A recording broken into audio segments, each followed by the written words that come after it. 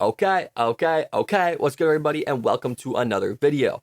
I did just try recording this, but I forgot to record the audio. So here we go again. And well, WWE SummerSlam finished a couple of hours ago, and I just wanted to give it some time to really think about what happened and kind of collect my thoughts. And well, great show. And obviously, we need to talk about the elephant in the room. Roman Reigns is back. And the question is, what is next from here for Roman Reigns, for the Bloodline, for Cody Rhodes, for Randy Orton, for Kevin Owens, for the Usos, for Sami Zayn even? What is going to happen with all these people, all these moving parts? And I'm really excited to talk about it, to be honest. Obviously, Roman Reigns, he does not like Solo Sikoa, clearly. And well, why? Why, you might ask? Because, well, Solo Sikoa claiming he's the tribal chief. Paul Heyman, he got powerbombed through a table. Roman Reigns is number one guy, Paul Heyman. So clearly there is some beef. But, in the main event, Cody Rhodes was taking on Solo Sikoa. The Tama Tonga and Tonga Loa interfered. They hit a nasty tag team maneuver, which I love. I love that move. Let me just get that out of the way. And then Randy Orton and Kevin Owens came down. They brawled with the Tongans to the back, it seemed. And then that's when Jacob Fatu came out. Fatu did quite the damage to Cody Rhodes, except he went for a splash through the announce table. He hit it, but it looks like Fatu hurt his leg. Then on the way back in the ring, Fatu didn't come back in. He told Solo Sikoa to finish the job. Solo Sikoa could not finish the job because, well, Cody's just a different breed, man. Cody kicked out of everything. I don't know if he actually hit the spike, though, so I guess they are protecting that move a little bit, which is great. I'd protect that move too. It's a sick move. Umaga did it pretty dang well too, and Solo Sikoa has been killing it with it. So I'm all for that.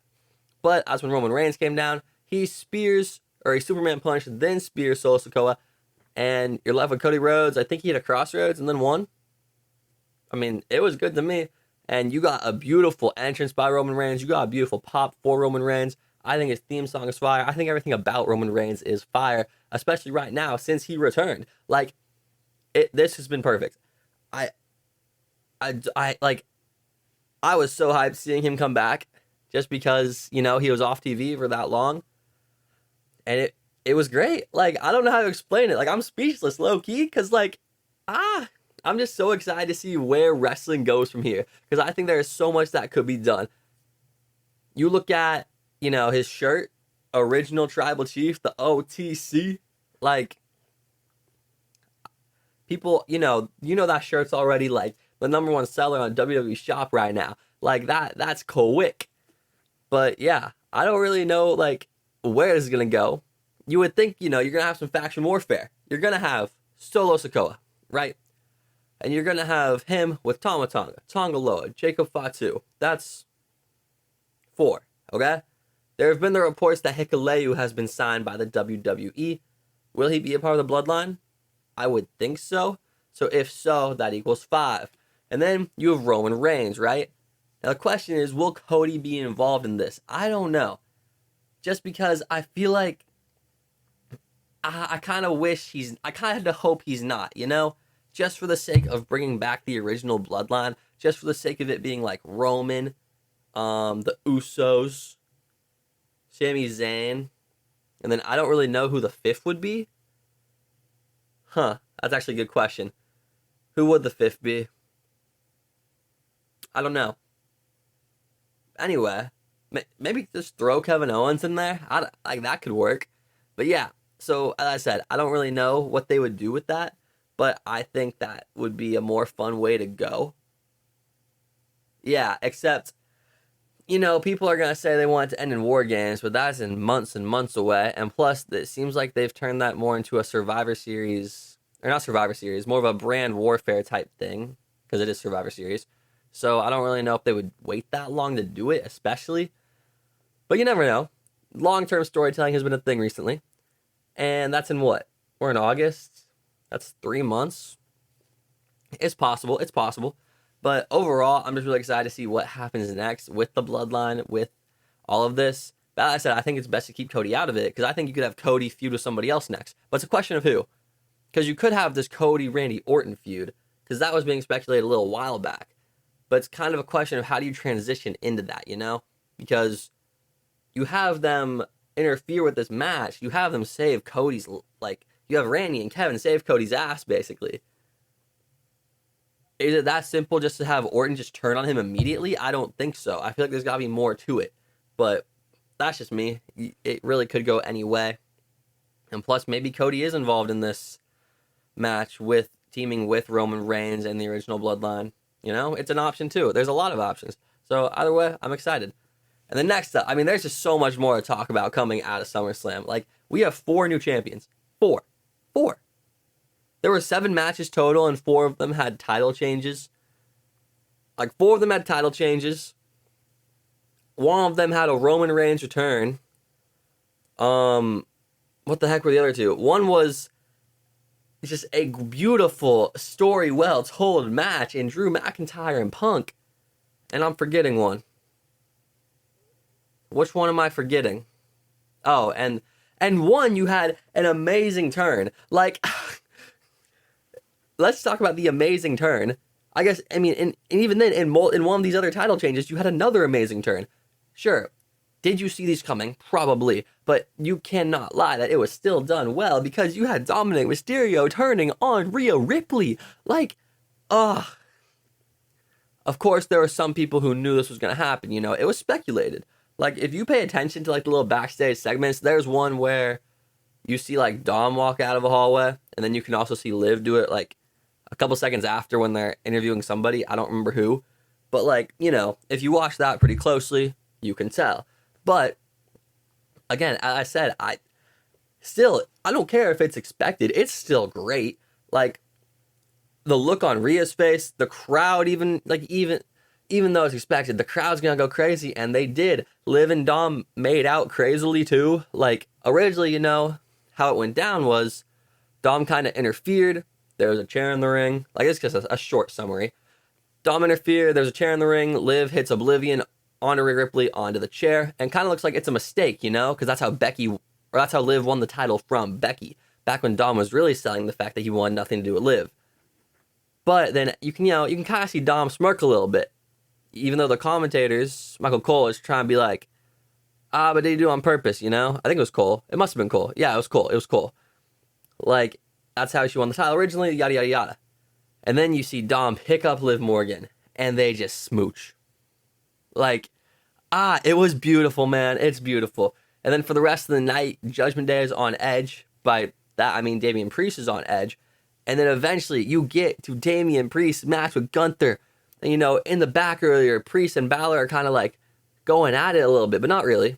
Priest is just really upset. Balor comes by. He's like trying to talk to Priest, and Priest is like, look, I'm sorry, man. And Balor's like, look, I'm sorry too. And yeah, it looks like it's water on the bridge. Balor's like, I know you said you want to do it alone, but I'll come out there still. I'll still be there for you, Damian. He comes out there during that match when it looks like Damian is struggling. He's like, Gunther kicks Balor. And Damian, he puts all that rage. He gets back up, and he starts destroying Gunther. He hits the Razor's Edge. He hits the South of Heaven. He goes for the pin onto Gunther. But then Balor puts Gunther's foot on the rope, and we get another huge turn. Like, sure, did people see this coming? Myself included, yes. But it was still done so well. Like, it's still suspenseful. It's still great. And then Priest, he's watching the replay on the board. He's like, no way that just happened. He's in shock. And then he's just pissed. And Gunther gets Priest in a sleeper hold. Priest is fighting out of it, though. He fights out of it. And he goes straight for Finn Balor. Puts his hand around his neck. But then Gunther, he takes advantage of that distraction, powerbombs Priest, and then actually chokes him out for the win. And oh my God, bro. The way that this was filmed, too. Production is like everything. I don't want to say it's everything, but it's a lot, man. It goes underrated. Like, would this still be great with like the production being scaled down a little bit? Like, maybe you don't catch Finn Balor turned around like how he was. Maybe you don't catch that same angle of Priest grabbing Finn Balor by the throat. Would it still hit? Yeah, but the way they did it, it just hit so much harder, man. Oh my God. Like, I don't even know what to say. It's just beautiful. It's just beautiful. And so now it's a big question, like, in Judgment Day, what happens? You clearly have Balor out of Judgment Day. You clearly have Dom out of Judgment Day. So what happens to JD and Carlito? You gotta think JD sticks with Finn.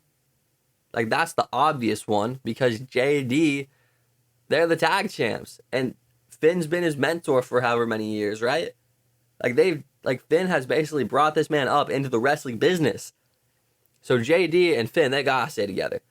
It's a question of what happens to Carlito, you know? And I've been thinking, right?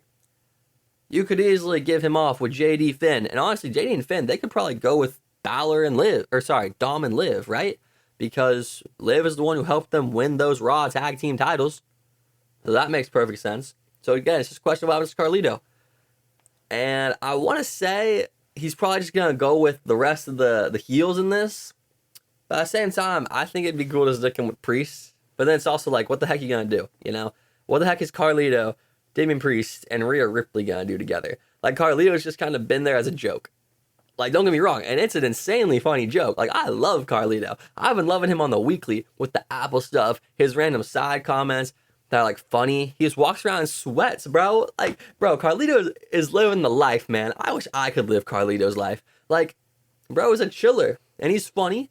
Like, and he just eats an apple. Like, I love him, bro. I love Carlito. I know it's more than that, but I love Carlito. So I'm just really excited for Raw on Monday, man, to see what the heck is gonna happen. Whew. And then just some other stuff I didn't touch on really quick. Of course, you have LA Knight finally winning the US title. Praise be. LA Knight gets his first title in the WWE. Well, I guess he had the $1 million title. We ignore that though. But yeah, that's great. I've been watching LA Knight since he first debuted in TNA as Eli Drake. It's great to see him finally win a title. Because when he was Eli Drake, bro, I knew he was going to take off. Like, it was obvious from the start, or at the start of his heel turn, because he was originally in a group, actually, with Drew McIntyre, and, bro, that's a crazy full circle. He was originally in a group with Drew McIntyre and Tonga Loa. Of course, they went by Drew Galloway and Micah, but that's so crazy. Oh, my God. Ugh. Just thinking about that makes me feel uneasy. Duh. I don't like that. Not at all. Damn. Again, I don't like that. They were called like the Rising or something. They're supposed to be like a group of do-gooders. Anyway, it's so great to see LA Knight finally win an actual title in the WWE. And then you also have Nia Jax. Okay, I actually don't know if this is her first title. I'm pretty sure it is, but I'm not for sure. I'm going to fact check this real quick. Okay, it is her second. I thought it was her second, but I wasn't sure. I was kind of doubting it, because then I was like, wait, actually, is it her first? But then I remembered she had the whole feud with Alexa Bliss, right? I'm pretty sure that was her first. I think. I'm not for sure. But anyway, it's great to see Nia Jax win. I kind of thought she was going to lose, because I don't really like how she's been built up going into this match. When she won Queen of the Ring, I was like, okay, yeah, she's clearly winning. But then going into this, I kind of lost faith for a minute. But overall, she won. Bravo. Bravo. Good distraction by Tiffany. Love Tiffany Stratton. Love that new briefcase. I will be curious when that beef happens, because I'm assuming it will. Unless Tiffany just cashes in on Liv Morgan. Barbie doll and a Barbie doll type cash-in beat. But, you know, it's whatever. But yeah, overall, I'm happy with that. And then you have Braun Breaker beating Sami Zayn. And I'm actually so curious how long this match was. I meant to look that up. 5 minutes and 40 seconds. I was going to say, it didn't feel long at all. And yeah, it wasn't. And honestly, I think this is what should have happened at Money in the Bank. But it's okay. I'm cool with it. It was a little more, I will say it was kind of anticlimactic seeing him win it like that. Like, I expected at least one kick out from Sami Zayn. Like, I feel like he's been built like such a, like, this huge star who, like, always kicks out, you know? And not even getting one, really.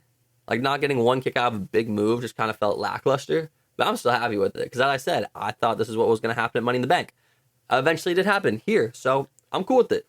Overall, I think that's about everything that I needed to cover. Oh, and of course, Drew McIntyre versus CM Punk. How could I forget? Another great match with another great story told throughout the whole match. You could argue it was match of the night. I don't know if it was. Honestly, it probably was. I don't know. a lot of these are really good with a lot of good stories. Like I can't really, I don't know. I'm too scared to pick one as match of the night because I feel like I would get trashed on for it. But overall, it was enjoyable. I love the show. I'm really excited for what's next. Drew McIntyre winning this, I think that just shows this feud is going to continue and continue. Uh, this bracelet, is really the key part to this story. He even kissed it after. I think that was the big disrespect moment. He kissed it on the after show as well. I watched a little bit of that. So we'll see what happens. We also could get some CM Punk stuff, Rollins stuff in between there. I feel like there's gotta be something else with this feud, though. Like, I don't know if CM Punk is gonna fight somebody else, or if Rollins is, or if Drew is. Someone in this is gonna fight somebody else. And I'm assuming that somebody else is Gunther.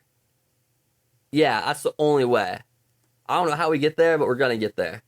We'll probably get there Monday. Let's be real. But yeah, overall, I love this show. I cannot wait to see what happens Monday night on Raw. And thank you all for listening to my review if you did. Peace.